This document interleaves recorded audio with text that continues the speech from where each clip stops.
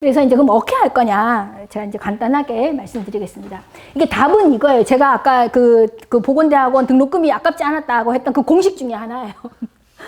의료비는 가격 곱하기 이용량이다. 이거를 아는 의사가 없습니다. 이거를 아는 의사가. 그래서 제가 이제 보건대학원 다니면서 참 정말 귀한 지식 중에 하나가 이건데요. 지금 우리가 의료비가 증가하고 있잖아요. 그리고 이 의료비는 건강보험은 우리가 낸 보험료 거의 대부분이랑 이제 정부 보조금 조금 있거든요.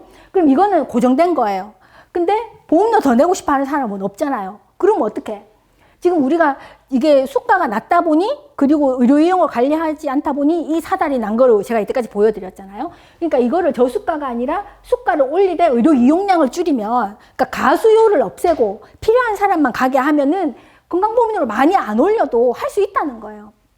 그래서 이게 지금 이제 이게 문제가 77 패러다임 저수가를 아직도 하면서 의료 이용을 관리하지 않는 게 문제인데 이거에 대한 거는 이제 적정 부담, 적정 수가 적정 보장을 해야지 되고 의료 이용을 관리를 해야 되는 거예요. 그 의사가 환자분은 이제 뭐 더 이상 안 가도 됩니다. 그러니까 감기 환자가 상급종합병원에 갈 필요가 없는 거죠. 근데 그거를 의사들도 그냥 다 진료 의뢰서를 다 써주잖아요. 그런 건 안 된다는 거죠. 이제 그런 걸 관리를 해야 되고 간호수가에 대해서는 할 말이 좀 많은데 시간이 없어서 일단 이건 넘어가겠습니다. 그리고 당연지정제를 하면서 혼합진료를 하는 그런 건강보험 국가는 없어요. 그래서 이거를 공급자를 분리해야 됩니다. 그래서 이제 요양기관 계약제를 해서 공공의료를 하는 의료기관과 돈 벌 의료기관을 분리를 해줘야 돼요. 분리를 해줘야지 이게 가난한 사람들이 줄 안 서고 적시에 의료 서비스를 받을 수 있거든요. 그래서 이제 요양기관 당연지정제를 계약, 나는 건강보험 할래요, 나는 안 할래요, 이렇게 분리를 해줘야지 약자가 보호된다는 겁니다. 그리고 비급여를 금지를 해줘야 돼요. 그러면 이제 내가 건강보험 하기로 손들었는데 수가가 메롱이네? 그러면은 이제 내년부터 안 하겠지. 그죠? 그러면은 가난한 사람은 진짜 갈 데가 없다는 거예요. 그게 아니라 이게 건강보험 할래요라고 손든 의료기관에게 적정 수가를 해줘야 가난한 사람들이 잘 사는 사람 못지않는 서비스를 받을 수 있는 거예요. 근데 우리나라 정책은 의사가 미워. 왠지 모르겠는데 미워. 그러니까 어떻게든 의사를 막 이렇게 쪼으니까는 실제로 그 피해는 가난한 사람들이 받고 있는 그런 상황입니다. 그리고 환자 의료 체계가 지금 해체되어 있는데 이거를 이제 다시 살리는데 제일 중요한 게 1차 의료를 다시 살리는 거예요. 이게 보통 1차 의료라고 하면은 개원 의사 이렇게 말하는데 그거는 좀 아니에요. 왜냐면은 우리나라는 전문의 비율이 굉장히 높거든요. 그러니까 의과대학 나오면은 거의 대부분 전문의를 따요. 일반의가 거의 별로 없어요. 근데 이제 그거 말고 1차 의료라고 하는 거는 문지기 기능을 이제 교통정리를 해주는 거. 환자분은 뭐 간단하게 하니까 뭐 이제 내가 충분히 할 수 있고 아니면 환자분은 전문의를 만나러 가셔야 돼요. 뭐 아니면 환자분은 입원을 해야 될 것 같습니다. 뭐 이렇게 교통정리 해주는 그런 의사가 필요하거든요. 1차 의료라는 게 1차 의사라는 게 이제 그런 거고요. 이분들이 그 만성질환 있는 사람들을 이 사람들이 모니터링 해줘야 돼요. 지금 대학병원에서 6달에 한 번씩, 석 달에 한 번씩 가서 고혈압약, 당뇨약 타는 사람 너무 많습니다. 그분들이 상급종합병원에서 그렇게 앉아있는 틈에 암 환자들이 그러니까 고혈압 환자도 10분, 암 환자도 10분. 이거는 안 되죠. 고혈압 환자는 상급종합병원 갈 필요가 없는 거고 암 환자한테 30분을 쓸 수 있게 해줘야지 되는 거예요. 그게 정의예요. 그 의료 보장에서는. 근데 그게 안 된다는 거죠. 그래서 1차 의료를 도입해서 만성질환, 경증 이런 거는 이게 이제 1차 의료기관, 환자를 처음 만난 의사가 이제 해결을 해주게 해야지 되고 의사가 필요에 따라서 이제 2차, 3차를 갈 수 있게 그렇게 이제 관리를 해야지 된다. 그리고 이제 상병 구조가 이제 변화를 했으니까는 예를 들어서 뭐 이미 내가 지금 당뇨가 생겼는데 뭐 이거는 어쩔 수 없지만은 그러면은 좀 나빠지지 않게 체중 관리를 하세요. 우리나라는 다 약으로 조질라 그래요. 아프면 무조건 약 먹고 나으려 그래. 근데 고혈압과 당뇨병의 가장 퍼스트 트리트먼트는 체중 감소예요. 몸무게를 빼야 돼. 몸무게를. 근데 이제 그런 거죠. 그리고 열심히 담배 피고는 담배 피면 폐렴도 잘 걸리고 뭐 폐암 이런 거는 당연하죠. 그럼 내가 담배 피는 사람과 안 피는 사람은 폐암 발생률도 차이가 나잖아요. 그리고 담배 안 피면은 목도 덜 아프고 뭐 아무튼 병원 갈 일이 적거든요. 그러니까 건강한 생활 습관, 소식을 했는데 배탈이 왜 납니까? 그죠? 병원에 갈 일이 없어요. 그리고 제일 심각한 것 중에 하나 에이즈예요. 이게 에이즈의 가장 큰 위험 인자는 동성애입니다. 이건 의학적으로 증명이 됐어요. 근데 우리나라는 에이즈 치료비가 0이에요. 0인데 옛날 그 보헤미안 랩소디라는 영화 보셨죠? 그때는 치료제가 없었어요. 그래서 그 능력자가 나름 능력자죠. 아름다운 음악을 만드는 능력자가 일찍 죽어야 되는 거예요. 치료제가 없어서. 근데 지금은 치료제가 나왔어요. 그래서 이 사람들이 만성 질환자가 됐어요. 안 죽어. 한 20년 동안 살면서 의료비를 계속 쓰는데 한 달 약간 600만 원인가 이래요. 그거를 다 우리가 낸 건강보험료로 하고 있다는 거예요. 그럼 우리가 뭘 해야 되겠어요? 뭐 최소한 콘돔을 쓰자라든지, 이게 동성애를 하는 건 좋은데 동성 간의 성행위는 좀 하지 말면 안 되겠니? 라든지, 이게 에이즈의 가장 큰 위험 인자가 동성 간의 성행위입니다라는 거를 우리가 가르쳐야 되잖아요. 근데 그거를 안 하는 틈에 지금 전 세계에서 뭐 아프리카 이런 데는 에이즈 환자 줄어요. 근데 우리나라만 에이즈 환자가 증가해요. 그리고 10대, 20대 에이즈 환자가 증가한 나라는 전 세계에서 우리나라밖에 없어요. 이 20살에 에이즈 되면은, 옛날에는 20대 후반에 죽었는데 이제는 50살, 60살까지 살면서 1년에 몇 천만 원이나 되는 돈을 쓰는데, 그것도 문제지만 그 영혼이 얼마나 불쌍해요. 걔가 만약 그걸 알았으면 동성 간의 성행위를 하는 걸로 내가 에이즈에 걸려가지고 정신도 피폐해지거든요. 사회생활을 할 수 없어요. 직장생활도 못해요. 그냥 폐인이 되어서 살아야 돼요. 요양병원에. 내가 그런 삶을 살게 될 수도 있다는 걸 10대한테 가르쳐야지. 그게 나라를 살리는 거 아니에요? 돈도 덜 쓰고? 근데 그런 걸 안 한다는 거예요. 내가 지금 좀 흥분해서 죄송합니다. 그래서 건강한 생활 습관을 갖추면은 병원 갈 일이 없는 거죠. 의료를 필요하는 사람이 줄어드는 거예요. 왜 이걸 안 하냐? 돈도 안 드는데 이걸 왜 안 하는지 모르겠어. 무조건 약으로 다 하려고 한다는 게 소세지합니다.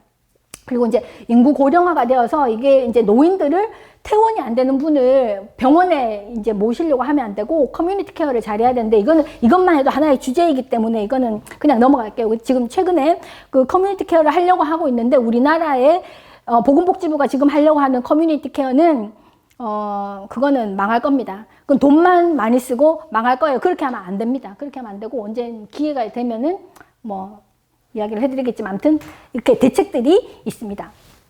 그리고 제가 이제 이거는 좀 강조를 하고 싶은 내용인데요. 제가 우리나라가 지금 요양기관 당연 지정제를 하면서 혼합진료를 허용하니 문제다라고 했잖아요. 그래서 이게 건강보험 의료를 할 의료기관과 그게 아니고 나는 돈을 벌 거야, 이거를 분리를 해야지 된다라고 말씀을 드렸잖아요. 그거가 이제 요양기관 계약제인데, 요양기관 계약제를 좌익들은 영리병원을 허용하는 거다라고 이야기를 합니다. 이게 틀린 말은 아니에요. 근데 좌익의 거짓말은 뭐냐면은, 요양기관 계약제를 하면은 의료 민영화가 되어가지고 가난한 사람이 이제 돈 없으면은 의료 서비스를 받지 못한다, 이렇게 말을 하고 있는데, 그건 개뻥이에요. 왜 개뻥이냐? 이게 요양기관 계약제랑 요양기관 당연지정제는 이거는 전국민 의료보장을 하는 나라에서만 가능한 제도입니다. 그리고 의료 민영화는 미국처럼 전국민 의료보장을 안 하는 나라에서 하는 게 민영화예요. 근데 우리가 지금 전국민 의료보장을 이미 하고 있잖아요. 하고 있는데, 지금은 공공병원, 민간병원이 전 국민이 공공의료에 되어 있는데, 요양기관 계약제를 하면 민간병원 중에 일부가 영리병원으로 떨어져 나가는 거예요. 근데 전 국민이 어차피 공공의료에 다 들어와 있어요. 그래서 예를 들어 내가 부자야, 뭐 이재용이야, 그러면은 그 이재용만의 뭐 스페셜 병원을 짓든지 뭐 네가 알아서 해라. 그 사람 건강보험료 내야 된단 말이에요. 그러니까는 그럼 난 삼성의료원에서 그래도 뭐 건강보험을 받을래, 뭐 이것도 가능하다는 거예요. 근데 삼성의료원에서 그럼 네가 한 자리 차지하고 있으면 가난한 사람이 네 때문에 진료를 못 받으니까 니는 밖에 나가고 그 자리를 좀 내주면 안 되겠니? 이게 영리병원을 허용하는 요양기관 계약제거든요. 그리고 이제 국민들이 두려워하는 거는, 만약 이거를 하면, 요양기관 계약제를 하면은 아산 삼성이 다 영리병원으로 가지 않을까? 이렇게 생각하는데 그럴 수가 없어요. 그 사례가 대만에 있습니다. 대만은 우리나라처럼 이제 건강보험을 하면서 계약제를 하고 있어요. 근데 대만의 우리나라의 상급종합병원에 해당되는 그런 의료기관은 100% 요양기관입니다. 요양기관 아닌 데는 한방병원 이런 데랑 1차 의원 있잖아요. 그러니까 소규모가 비급여로 이제 그 건강보험을 안 하는 거지, 큰 병원은 건강보험을 할 수밖에 없어요. 왜냐면 이쪽이 시장이 더 커요. 그러니까 쉽게 말하면은. 그리고 지금 뭐 아산 삼성 합치면 5,000베드인데 5,000베드를 어떻게 매일매일 채울 만큼 우리나라 상위 10%가 있나요? 이 콩할 만한 나라에서. 그러니까 그런 일은 벌어나지 않을 뿐더러 우리나라는 이미 전국민 의료보장을 하고 있기 때문에 의료민영화가 될 수가 없는 거예요. 미국은 공공의료 하는, 65세 이상 가난한 사람은 공공의료죠. 그리고 보통은 그 사업주가 해주는 민간보험에 가입하고 있잖아요. 그리고 보험 없이 사는 사람도 있잖아요. 이렇게 되는 건데, 지금 우리나라가 전국민 의료보장을 하고 있는데, 요양기관 당연증제를 계약제로 바꾼다고 해서 의료민영화가 될 거야 라고 거짓말을 하는 사람은, 내가 지금 김씨인데, 너 김씨 씨가 아니야. 넌 딴 집에 해. 약간 이런 식의 족보를 바꾸는 그런 새빨간 거짓말인데 아무도 모르고 정말 그런가 하면 이러고 있다는 슬픔이 있습니다. 또 그래서 이게 연계병원을 허용한다고 해서 의료민영화가 되는 게 아니다. 족보가 다르다. 예를 들어서 내가 노숙자다.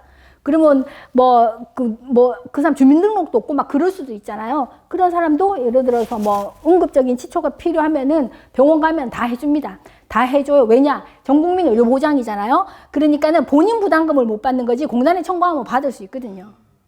그렇기 때문에 우리나라에서 돈이 없어서 치료를 못 받는다. 이거는 그건 거짓말이에요. 근데 이제 왜 가난한 사람들이 힘드냐? 비급여 때문에 본인 부담금이 부담이 되는 거예요. 그래서 비급여를 없애야 됩니다. 그걸 없애려면 요양기관 계약제를 해서 아예 여기에는 그 건강보험 요양기관에는 비급여가 아예 없도록 이렇게 만들어야 가난한 사람이 보호가 된다는 거예요. 그래서 이제 공공의료, 이제 이 마지막 슬라이드예요. 공공의료란 무엇인가? 이거는 공공병원 의료가 아니라 무상의료가 아니라 의료보장이라는 관점에서 기본권 의료이고 이게 곧 건강보험 의료다. 그러니까 공공의료가 저 멀리에 있는 파랑새가 아니라 바로 우리 옆에 있다. 이제 그런 거고요. 그래서 이거를 하려면은 원칙을 잘 지켜야 되는데 보편적 적용 이건 하고 있죠. 전 국민, 우리 외국인까지 막 이렇게 오지랖 넓게 해주고 있고 포괄적, 그러니까 유효성과 안전성이 입증된 거는 우리 재정이 허락하는 내에서 이거를 이제 풀 서비스를 해주고 차별을 하지 않는다. 그런 거고요. 최소 수준은 이게 미니멈 레벨을 맞추고 고급 진료를 하지 않는다. 비급여를 하지 않는다. 이제 이런 거고 공정성은 보험료 부과는 단일 부과 체계로 해야지 되는 거고 이게 의료기관도 환자를 잘 보고 많이 보는 데에다 인센티브를 줘야지 되고 공단도 몸집을 줄여가지고 열심히 일을 해서 서로 경쟁을 하게 만들어야지 된다. 이제 문제가 저부담, 저수가, 저보장에다가 의료 이용을 관리를 안 해서 너무 이용을 많이 하니까는 이거를 적정 부담으로 하고 이용을 좀 관리를 하자.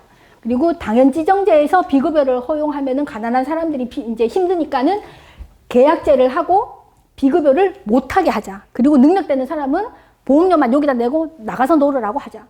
그리고 환자 의료 체계가 붕괴가 되어 있으니까는 이거를 의사가 판단해서 환자를 이렇게 차근차근 갈 수 있게. 그러면 조금 불편은 하겠지만은 우리나라는 그 국토가 좁잖아요. 그러니까 접근성의 차이는 사실 거의 없어요. 그리고 OECD 평균보다 우리가 3.5배를 의사가 일을 더 하잖아요. 그러니까 이 의사가 일을 좀 적게 해도 한 2배 정도는 더 할 거기 때문에 외국처럼 그렇게 수술 대기 3개월 이런 거는 우리나라에는 있을 수가 없어요. 왜냐면 우리나라 사람들 성질이 급해가지고 어떻게든 하거든요. 그래서 이게 이제 재설정하고 의료이용을 관리해야 된다. 그리고 부가체계 이원화되어 있는데 소득 기반으로 단일 부가체계. 이거는 모든 소득에, 예를 들어 양도소득세도 건강보험료를 내야 되고 이런 식이에요. 모든 소득에 붙이는 거예요. 그러니까 이거를 이제 못한 이유 중에 하나가 지역 가입자가 소득이 잘 파악이 안 된다. 이런 거잖아요. 탈세를 한다. 이런 건데 그래도 돈 모아서 집 살 거 아니에요. 그 집값 오르면 팔 거 아니에요. 그때 보험료를 딱 부과를 하는 거예요. 그때 왕창 한다는 게 아니라 딱 정해진 비율이 있으니까는 너가 이때까지 보험료는 많이 안 냈는데 뭔 돈으로 집을 샀는지는 모르겠으나 그 집을 팔아서 또 이익도 받네? 그러니까 너는 건강보험료를 내라. 이제 이런 식으로 모든 소득에 보험료를 붙인다. 그리고 이게 피부양자가 지금 무임승차 이거는 그러니까 영내는 사람들이 있다 그랬잖아요. 그래서 이게 10,000원이라도 내라. 최소한 10,000원이라도 내라. 이제 이렇게 해서 일단은 보험료는 내야지 된다. 이제 이거를 말씀드리고 싶습니다. 처음에 우리가 피부양자 제도를 만든 이유는 의료보험을 시작할 때 몇 명 안 하잖아요. 전 국민 중에 아주 일부만 하잖아요. 그러니까 좀 혜택을 주기 위해서 가족을 이렇게 넣어준 거예요. 근데 지금 전 국민이 됐는데 왜 누구는 보험료를 내고 누구는 보험료를 안 내? 그러니까 소득이 이제 없었어도 그 평균을 내면 되거든요.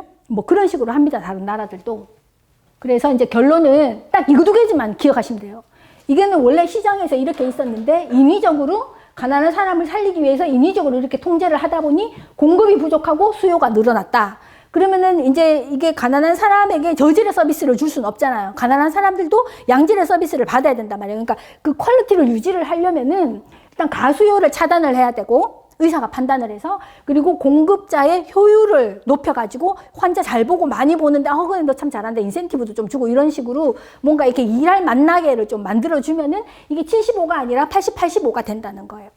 그렇게 해서 이제 이게 줄 서지 않고 적시에 의료비 부담 없이 이제 이렇게 의료 서비스를 받을 수 있게 해줘야지 된다는 거고 의료비는 가격 곱하기 이용량이니까 이거는 이제 픽스되어 있는데 이거를 좀 더 이상 좀 덜 증가하게 하려면은 이게 인구 고령화라든지 이런 거는 전 세계 다 공통인데 다른 나라는 뭐 환자 의료 체계도 있고 뭐 비급여 진료 금지고 막 이렇게 하는데도 막 증가하잖아요. 근데 우리는 그게 이때까지 안 했어. 그러니까 그거를 제대로 하면은 이제 앞으로는 좀 덜 증가하지 않을까? 이제 그런 개념입니다. 그리고 이건 마지막. 그러니까 당신의 건강은 너의 책임이에요. 이거를 국가가 책임진다라고 하면은 이거는 좀 심각한 겁니다. 예를 들어 문재인 대통령이 뭐 국민에게 행복을 주겠다 그랬잖아요. 우리 헌법에 있는 건 행복 추구권이지 행복권이 아니에요. 행복을 줄 수 있는 건 신만이 줄 수 있는 거예요. 근데 지가 뭔데 국민에게 행복을 줘. 아니 나의 행복과 뭐 여러분의 행복이 다 다르잖아요. 근데 대통령이 지가 뭐라고 모든 사람에게 평등하게 행복을 준다고 네가 신이냐? 그런 것처럼 그건 말도 안 되는 소리인데 이게 너의 헬스가 국가의 책임이다. 이렇게 되면은 나는 코로나 백신 맞기 싫은데 맞아야 되는 거예요. 왜 국가가 책임져야 국가의 책임이면 국가의 말을 들어야지. 그러니까 이게 책임과 어떤 권리 의무 이런 거는 같이 가는 거거든요. 그러니까 이게 나이가 자유를 좀 얻으려면은 이게 국가는 최소한만 하고 좀 이런 장이 좀 있어야 되지 않을까 이렇게 생각됩니다. 네, 이상입니다. 네.